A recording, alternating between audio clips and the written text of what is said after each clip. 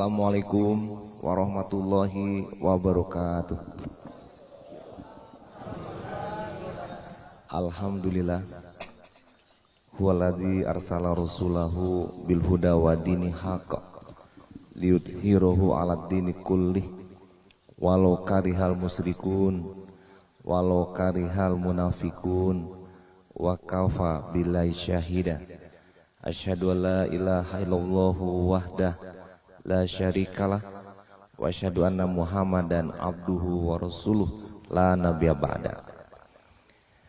Bapak Ibu yang saya hormati, Pak Wakil Gubernur, Pak Nasrul Abid, dan juga seluruh jajaran dari Dinas Pendidikan dan Kebudayaan, dan hadirin semua serta para pemirsa Parang TV yang dirahmati Allah. Tentu mengawali tausiah ini kita mengajak diri kita semua untuk bersyukur kepada Allah. Kenapa? Karena dengan bersyukur kita ditambah nikmat. Tidak bersyukur dapat azab. Apa yang kita syukuri banyak. Datang kemari, alhamdulillah bersyukur. Kenapa? Bandingkan orang yang sakit, nggak bisa kemari. Kemudian kita masih duduk bersila dengan wajah yang senyum dan ceria. Dibandingkan orang lain, mungkin ada yang punya masalah besar sehingga dia tidak bisa ceria dan bahagia. Alhamdulillah kita bersyukur. Kemarin saya didatangi oleh beberapa ulama Palestina menceritakan kondisi di Palestina. Bukan main, setiap mendengar kata-kata yang diucapkan, dalam hati saya bersyukur keadaan kita di Indonesia, di Sumatera Barat. Mereka sholat saja susah. Mereka bekerja apalagi. Menuntut ilmu nggak bisa. Kesehatan pun juga tidak terjaga. Banyak hal yang mungkin jauh. Sementara sekarang dunia sudah merdeka. Undang-Undang Dasar 45 dalam pembukaan pun kita punya komitmen dunia, hak asasi manusia, membebaskan penjajahan, tapi masih ada. Nah, kalau kita bandingkan seperti itu, maka kita bersyukur dengan ucapan alhamdulillah. Itulah satu ucapan yang mungkin tiada taranya, dan tentunya ini akan menambah nikmat buat kita. Jadi sederhana Bapak Ibu, kalau kita ingin tambah nikmat hidup, nikmat itu kita bahagia dan senang, itu ucapan saja alhamdulillah. Pagi ini begini cerah suasananya, alhamdulillah. Tapi kalau ada yang menggerutu kemari, onde ambo tapaso kemari, beko di absen pulo, dicatat pulo, ndak lama dia kawan dan sebagainya.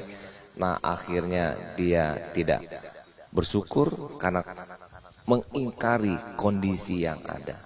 Oleh karena itu Rasul juga menyebutkan bagaimana kita untuk bersyukur setiap waktu, ala kulli halin alhamdulillah. Setiap waktu dan saat kita ucapkan alhamdulillah. Dengan ucapan alhamdulillah, lain syakartum la azidannakum wa lain kafartum inna azabillah syadid. Dapat nikmat.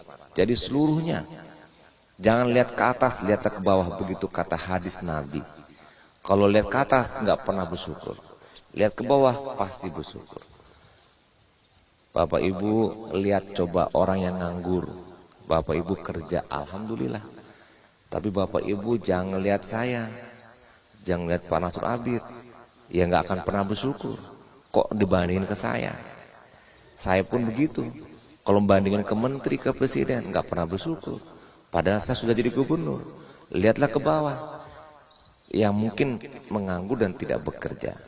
Baik Bapak Ibu, itu sebagai pengantar untuk mengingatkan kita agar kita selalu ceria, selalu bahagia. Yang mungkin saat tertentu kita mendapatkan masalah, tapi serahkan pada Allah dan bersyukur di sela-sela masalah tersebut, sehingga tidak perlu kita rusuh, resah, gelisah, gusar dan sebagainya.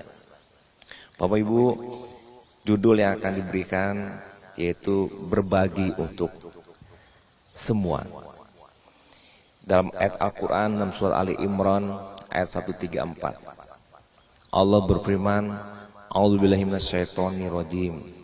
Alladzina yunfikuna fis-sarra'i wad-dharra'i wal kazimina ghaidha wal 'afina 'anil nas wallahu yuhibbul muhsinin. Shadaqallahul azim. Ini ayat menceritakan tentang bagaimana kita berhubungan dengan sesama manusia. Yang artinya adalah Allah menyuruh kita untuk berbagi kepada sesama, berbagi kepada manusia, melakukan suatu bentuk pemberian. Apakah namanya infak, namanya sedekah, apalagi zakat yang wajib, atau tolong menolong, bantu membantu dan seterusnya. Dan yang menariknya adalah Allah menyuruh kita membantu saudara kita, sesama kita, baik dalam keadaan lapang ataupun dalam keadaan susah. Fis-sarra'i wad-dharra'i. Mungkin dalam poin ini saya akan jelaskan sedikit Bapak Ibu. Kadang kita kalau mau membantu teman, nunggu kita punya uang dulu. Kita mau membantu teman, nunggu ada waktu dulu. Membantu teman, nunggu ada kesempatan dulu. Atau ketika kita dalam keadaan fis-sarra'i, dalam keadaan lapang. Tapi ternyata Allah menyebutkan kalau membantu orang itu tak peduli. Mau lapang, mau susah, dalam keadaan suka ataupun duka, ketika punya uang atau tidak punya uang, kalau mau bantu, bantu aja. Nah, kalau saya perhatikan Bapak Ibu, ini pengalaman saya lihat. Kalau ada orang, ada kawan, kalau ketika diminta bantu, dia jawab begini, mau cari lu? Kini ndak dupitir. Abikolah kalau mau Allah dapiti. Itu orang begitu jawabannya. Dan ada jawaban-jawaban setara lainnya. Yonyo ndak kemagian. Itu jawe kece. Sebagai jawe mambaleh kato. Dek urang meminta, itu jawenya. Kecenya, nantilah kalau adu piti. Aku bantu. Adu piti pun ndak kanya bantu. Obiko lambus dan sampik ini. Ketika lapang pun ndak kebantu. Jadi itu suatu sifatnya. Jadi kita tidak boleh demikian. Kita bantu, ada orang banyak saya lihat Bapak Ibu. Memang paling banyak itu yang saya perhatikan para pengusaha. Ada pedagang emas, beberapa itu saya temui. Kebetulan ya ada yang dari Pariaman, ada yang dari Tanah Datar, dari Agam, dari Solo. Bukan main. Membantu orang itu enggak tanggung-tanggung. Lihatlah rezekinya berlipat ganda, melimpah ruah, dan kemudian enggak pernah berhenti-berhentinya. Enggak pernah kurang. Dan sebutkan kepada saya Bapak Ibu, apakah ada yang Bapak Ibu lihat orang menyumbang jatuh miskin? Orang membagi bantuan bangkrut. Orang yang memberikan sumbangan infak sedekah itu rugi, enggak ada. Tapi yang sebaliknya justru yang membantu memberi itu bukan main rezekinya. Dalam Al-Quran juga disebutkan satu pemberian kita berbuah menjadi 7 tangkai. Satu tangkai berbuah 100, jadi 700. Nah Bapak Ibu, mungkin kalau kita sebut, Bapak Ibu bari mikir-mikir, iya pun enggak. Cara membuktikannya kerajuan. Ambo yakin pasti karena ini janji Allah, iko akan terkabulkan apa yang disabit tadi berlipat ganda. Silakan dicoba. Nah jadi fisarro iwadoro, karena membantu itu dibaliknya untuk kita, bukan untuk orang itu. Itu prinsipnya Bapak Ibu. Jadi ada yang terpikir di awak kalau membantu orang ke abi piti awak. Awak membantu orang lama di inyo, awak yang kerajo kare inyo mendape. Awak yang sungguh-sungguh inyo yang maleh inyo mendape. Apa dia salah? Inyo yang maleh kerajo, inyo yang ndak nemu dan sebagainya. Ingat Bapak Ibu, ketika kita membantu apapun, tidak hanya uang, membantu mengantarkan ke rumah naik motor, membantu membawakan sesuatu yang diminta tolong, seyogyanya itu adalah untuk kita sendiri. Nah, tolong dicatat dulu. Jadi awal membantu orang untuk awal. Apa kata Allah? In ahsantum li anfusikum. Wa in asatum falah. Jadi kalau awak kau berbuat baik ke orang, itu sebenarnya untuk awak seorang kebaikan. Tapi sebaliknya kalau awak bobek jahit orang, jahitnya untuk awak sendiri. Nah, jadi Bapak Ibu tuh. Jadi kalau awak berang ke orang, awak dandam ke orang, awak mempekecen orang, sebenarnya awak membuka diri untuk diberangi orang, dipekecen orang, difitnah orang. Itu hukum sebab akibat. Kalau awak elo-elo sih ke orang, insya Allah elo. Kecuali yang sebabnya karena akidah, karena ideologi Nabi Muhammad Rasulullah SAW, apa kurang baiknya, apa kurang santunnya, apa kurang mulia akhlaknya, tapi sampai akhir hayatnya ada musuhnya juga karena akidah, bukan karena akhlak. Nah kemudian berikutnya, wal kaziminal ghaidho, mampu menahan marah. Adup ambu punya pejabat, laporan dari bawahnya, atasnya berang ke berang, laporan kinerjanya C di bawah terus, karena menurut Pergub yang bisa dipromosikan itu kalau B, ini C terus. Tapi kalau sudah lama ada di eselon tersebut, saya berpikir bisa kita bina untuk kita kembangkan. Dia gila promosi tapi dengan percobaan. Kan lucu nak Bapak Ibu, ada promosi tapi percobaan. 6 bulan. Kiranya tetap juga di bawahnya protes. Awak danga dari kawan-kawan seeselonnya pun tahu, ayo ala karakter tuh Pak aja. Batu berang-berang sih. Nah Bapak Ibu, itu tidak boleh. Makanya bahasa Al-Quran menyebutkan wal kaziminal ghaidho, menahan. Bahkan dalam hadis yang lain ketika Rasul ditanya, ya Rasulullah ausini, nasihati aku ya Rasulullah, la taghdab, jangan capek pemberang. Diulang balik, ya Rasulullah ausini sampai 3 kali. Jawab Rasulullah kepada sahabat yang bertanya, ajan jadi orang pemberang. Bapak Ibu, pertanyaannya, buat apa kita marah? Nah, itu pertanyaannya. Buat apa kita marah? Apa manfaatnya kita marah? Apa tujuannya? Kita marah itu dari diri kita habis energi. Betul Bapak Ibu? Yo? Nah, berarti yang di muka-muka manusia saja. Kalau manusia kok ya, kalau berangkat tentu adu cici. Cuman yang disebut itu menahan, bukan tidak boleh. Mengendalikan itu bahasanya. Ruginya po energi habis. Berang-berang kana, berang-berang kalaki, sutul tadudu awak. Latih. Energi habis. Pikiran berkecamuk. Perasaan tidak menantu. Yang kita berangi apakah anak atau laki atau bini, enggak juga berubah. Malah berang kawa. Anak diberangi malah kabur. Ketika kabur awak lo yang menangi-nangi. Padahal awak menjadi penyebab anak kabur karena berang-berang.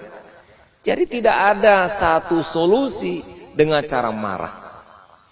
Rasulullah SAW tidak pernah mencontohkan penyelesaian masalah dengan marah. Tidak ada.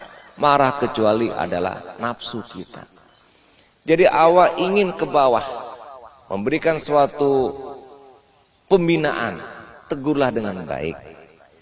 Bapak Ibu, ambu tanyalah dari hati ke hati. Apa Ibu kalau diberangi suka ndak? Ndak kan? Kalau begitu, aku di antara awak ada juga berang ke orang. Awak sendiri diberangi ndak suka? Kan begitu pertanyaannya kan? Kemudian apakah akan berubah ibu-ibu ambu berangi berubah ndak?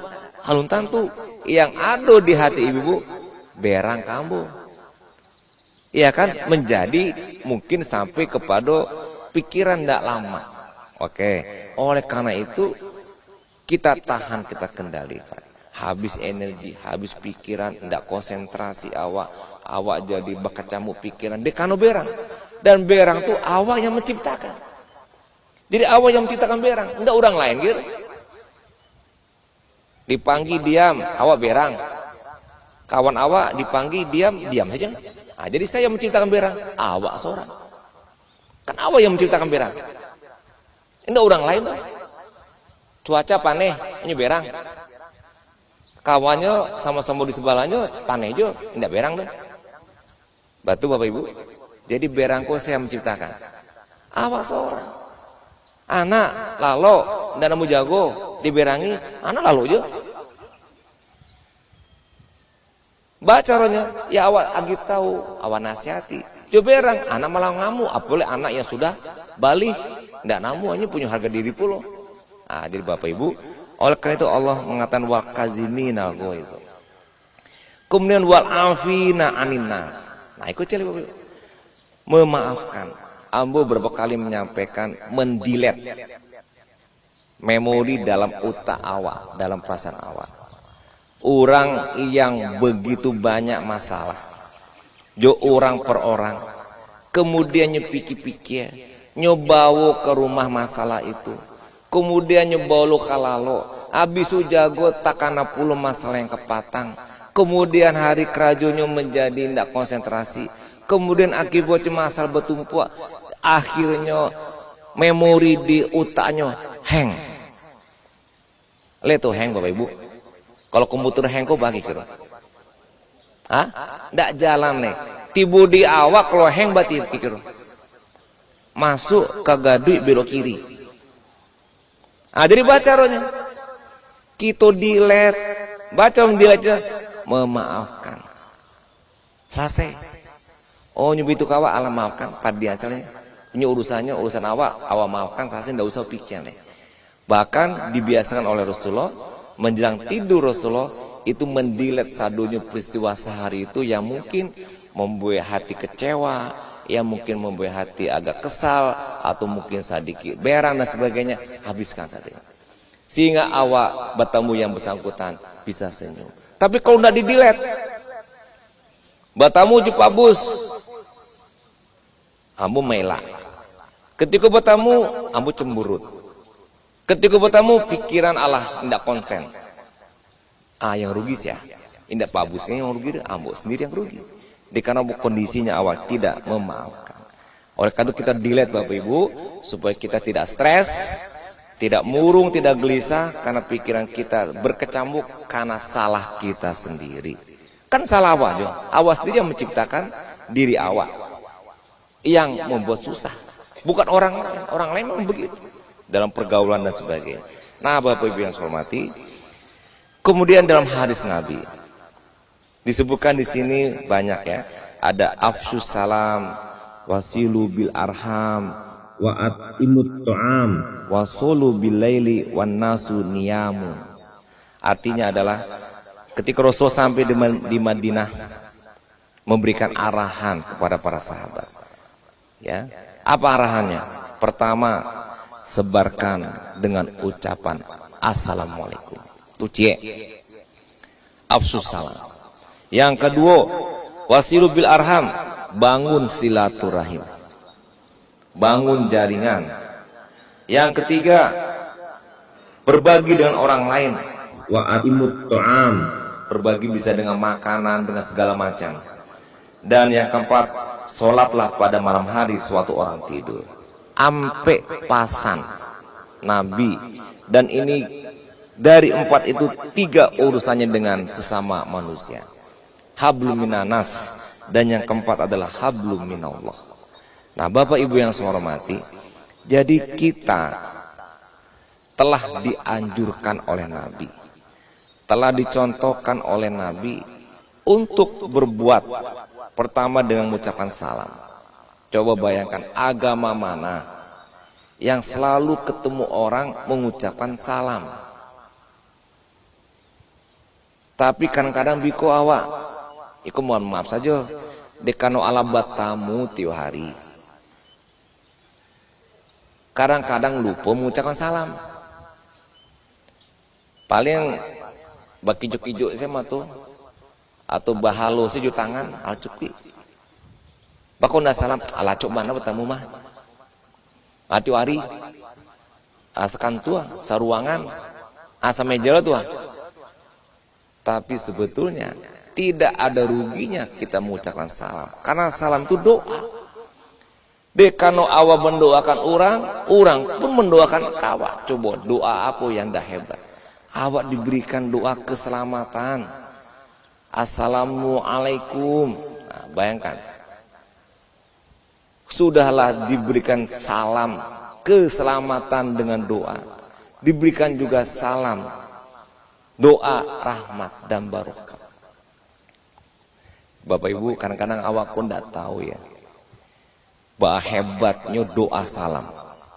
Pertama kan kata-kata assalamualaikum.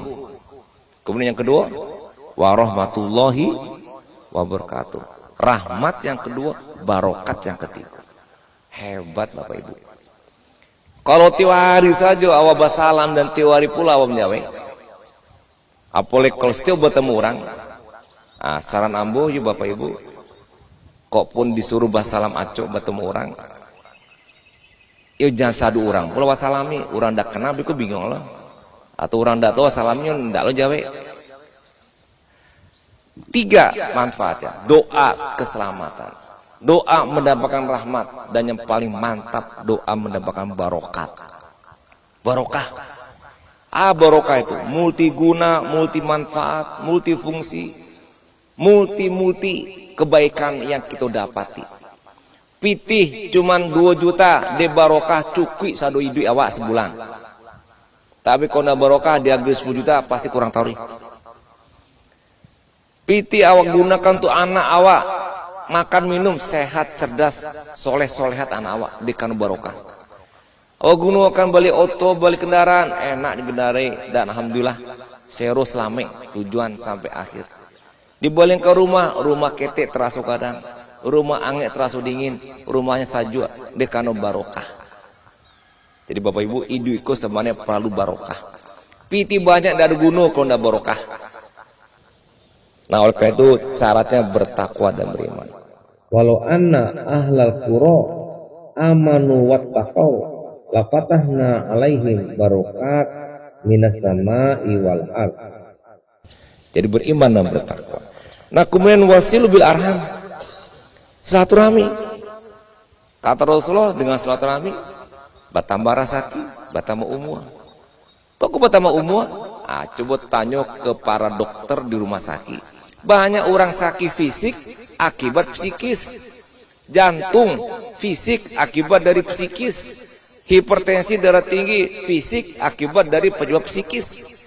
Banyak lagi yang lain. Tekanan darah tinggi dan sebagainya, jantung sebagainya, itu semuanya psikis sebagian besar. Nah, psikis kok dekano apa? Dekano banyak masalah yang nyo pendam, yang nyo pelihara, yang nyo jago dalam pikirannya. Menumpuk-numpuk jadilah masalah fisik. Oleh karena itu ubeknya silaturahmi. Dengan silaturahmi adu katarsis, curhat, ide curhat, perasaan curhat pikiran yang semuanya kemudian membuat kita menjadi lepas. Akhirnya umur kita panjang karena tidak sakit. Kalau banyak sakit jalelah. Apalagi kalau menggale banyak kawan tentu banyak loh awak magi promosi. Kemudian juga berbagi dengan orang lain. Dan sholat malam. Baik Bapak Ibu, karena waktu juga, mudah-mudahan bermanfaat buat saya dan kita semua. Terima kasih. Assalamualaikum warahmatullahi wabarakatuh.